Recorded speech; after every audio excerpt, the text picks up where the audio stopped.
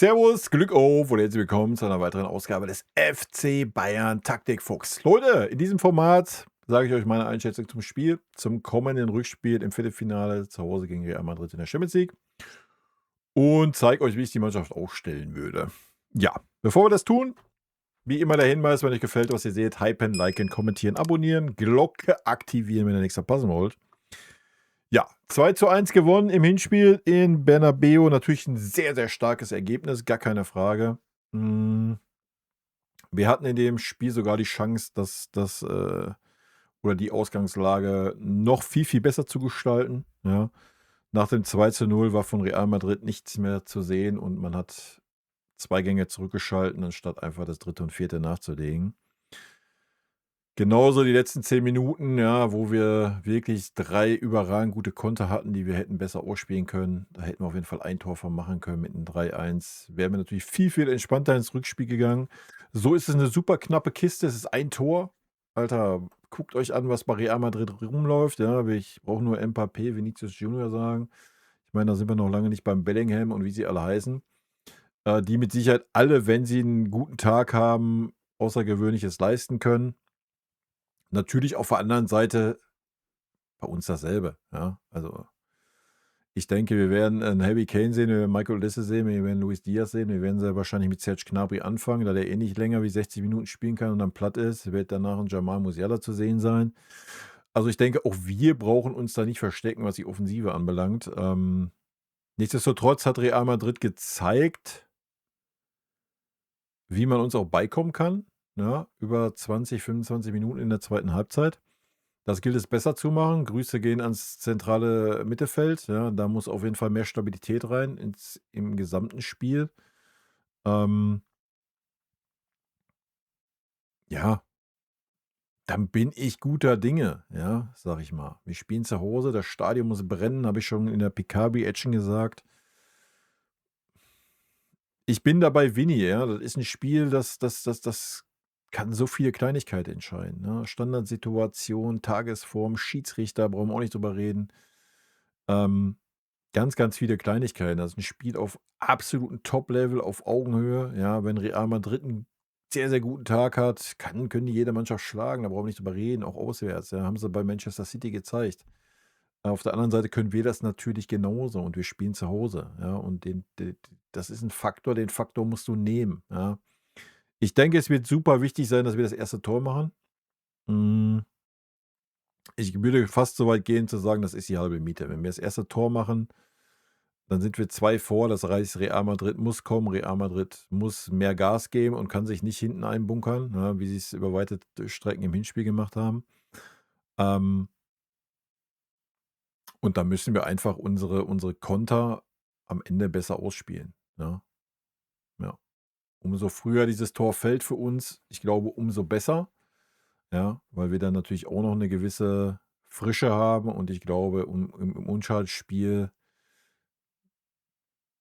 können wir schon brutal sein, ne? Also, ich glaube, das ist schon 'n Faktor. Wenn Real Madrid das erste Tor macht, wird's spannend, ja? Dann werden wir sehr wahrscheinlich ein Spiel sehen wie im Hinspiel. Real Madrid wird ein bisschen defensiver agieren und uns ein bisschen kommen lassen, denke ich dann. Aber alles mutmaßen, ja. Es wird von der Tagesform abhängen, ja. Es wird wahrscheinlich auch von den Trainern abhängen, wenn wir, keine Ahnung, sehen, so 'n ja, man darf sich nicht davor scheuen, auch mal 'n großen Namen auszuwechseln, wenn man sieht, der hat keine Tagesform, ja. Ob's 'n Kimmich ist, ob's 'n Harry Kane ist, ob's was weiß ich wer ist, wenn man sieht, ey, der hat einfach absolut keine Tagesform. Ich meine, Harry Kane kannst du natürlich nicht auswechseln so, ja.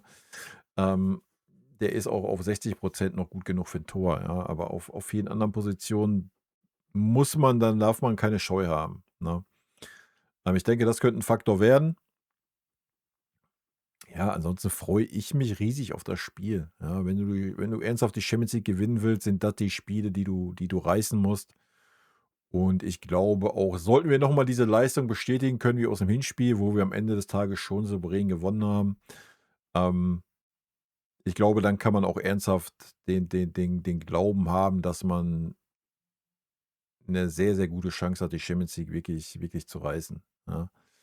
Ähm Aber so weit sollten wir nicht denken. So, jetzt ist Real Madrid, das wird ein super schwieriges Spiel. Also, persönlich gehe davon aus, dass es ganz, ganz eng wird.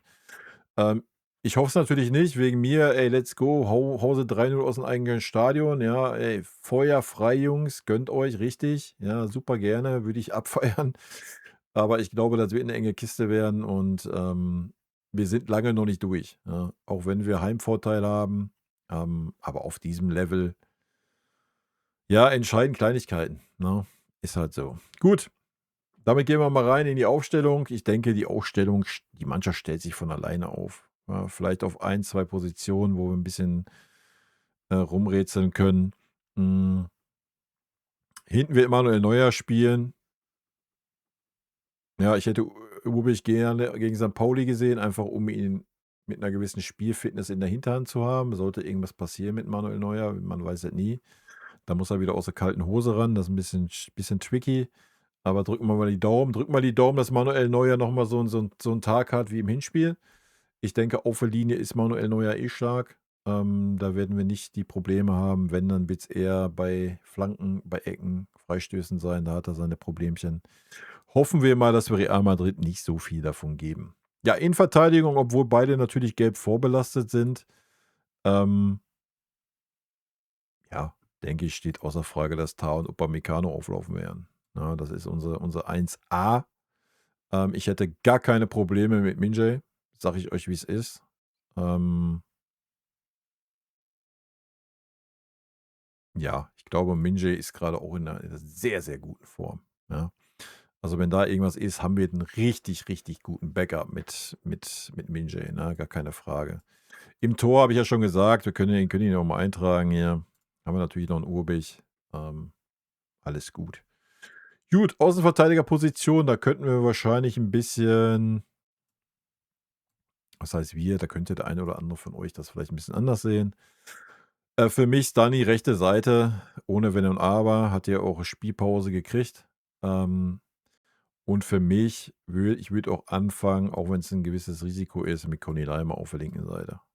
Ja, ihm fehlt vielleicht so der letzte Speed, so, aber ich denke, Conny Leimer vom Typ her und der Einstellung her, ich glaube nicht, dass Alphonso Davies so weit ist, gegen Real Madrid, in so einem Spiel in der Startelf zu stehen, ne? Dafür hat mich das zu wenig überzeugt, was ich bisher von ihm gesehen habe. Natürlich ist er 'ne Alternative hier, ne, ab der 60. oder wenn du noch mal 'n bisschen Speed brauchst, sowohl defensiv wie offensiv, gar keine Frage. Auf der rechten Verteidigerposition sieht's natürlich 'n bisschen Mauer aus dann, ja, hättest du natürlich Conny Leimer als Ersatz. Ähm, wir hätten natürlich hier links auch noch Ito. Ich mache Ito mal hier rein, ja. Der natürlich auch Linksverteidiger spielen könnte, Conny Leimer dann Rechtsverteidiger. Natürlich, hättest du auch noch Kimmich, der Rechtsverteidiger spielen könnte. Wir haben Tom Bischof, der 'n Rechtsverteidiger spielen könnte, sowohl rechts wie links. Ähm, ich trage ihn jetzt mal nicht hier ein. Gut, in der Mitte, ich denke, um Kimmich kommt man nicht drum herum. Das ist auch völlig richtig und völlig okay so. Josh muss sich, was, im Heimspiel wahrscheinlich noch schwieriger wird für ihn, er muss sich in der richtigen Phase auf die richtige Position konzentrieren. Ja, sollten wir, was man sehr wahrscheinlich nicht verhindern kann, Real Madrid hat eine gewisse Qualität, sollten wir wieder in so eine Phase rücken, wo Real Madrid das Spiel macht, dann muss Kimmich nicht anfangen und hier vorne wieder den gegnerischen Torwart anlaufen, ja? Dann hat 'n Kimmich auf der Sechserposition zu bleiben und die Mitte dicht zu machen, ne? Das wird super wichtig werden. Das war über weite Strecken nicht so, ja, im Hinspiel. Da haben wir ein bisschen Glück gehabt. Ja, Position neben ihn. Ich hätte vor Real Madrid hätte ich gesagt: „Ey, alles klar, Pavlo muss", ja. Jetzt sage ich das mit 'nem gewissen Zögern, sage ich euch, wie's ist, und ich mache hier als Alternative 'n Tom Bischof rein. Ich hätte mir gewünscht, dass wir mal 'n bisschen vielleicht Tom Bischof mal neben Kimmich gesehen hätten.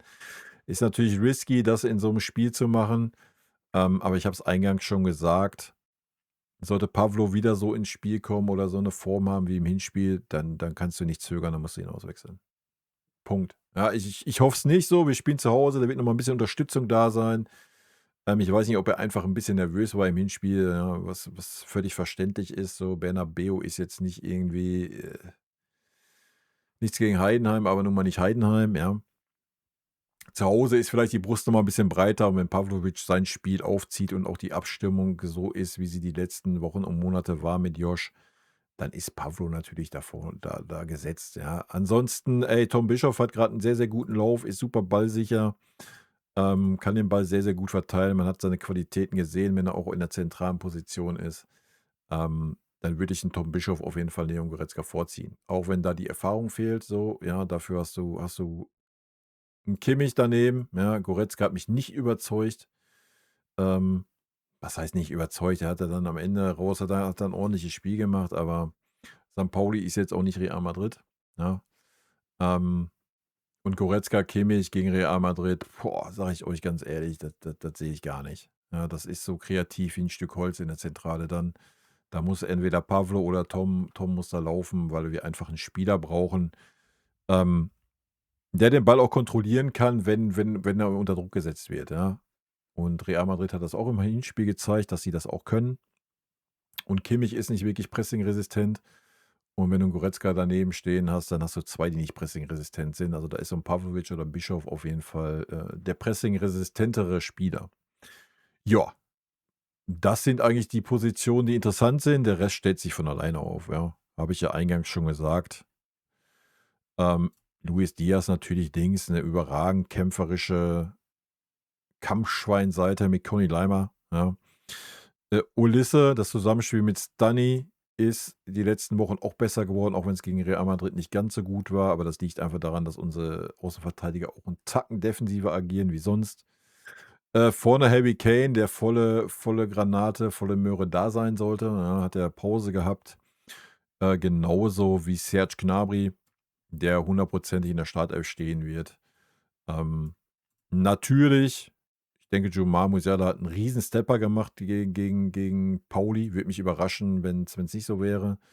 Ich gehe auch davon aus, Serge ist meistens so nach 60, maximal 65 Minuten platt, ja. Dann wird 'n Djoumar Musiala kommen, ähm, und wird da noch mal Schwung reinbringen. Ansonsten haben wir natürlich noch 'n Nicolas Jackson. Ich mache ihn jetzt einfach mal vorne rein. Ich kann ihn mir aber auch sehr gut mal über 'ne Seite vorstellen, ja. Lennart Kahr fällt ja noch aus, also auf unseren beiden offensiven Außenseiten haben wir jetzt auch nicht grade so die super krassen, Ergänzungen, ja. Natürlich auch Musiala könnte mal ausweichen auf so 'ne Halbposition dann. Zur Not müsste 'n Serge Gnabry auf Außen ausweichen und Musiala ins Zentrum rücken. Ähm Wir sind da relativ flexibel, ja. Im schlimmsten Fall könntest du natürlich sogar 'n Tom Bischof auf die Zehnerposition stellen. Ja, ich weiß, wir haben noch Rafa Guerreiro. Ich kann ihn ja mal eintragen hier, komm. Auch er sollte ja kein Problem haben, eine Außenposition zu bekleiden, wenn er eigentlich von 'ner Linksverteidigerposition kommt.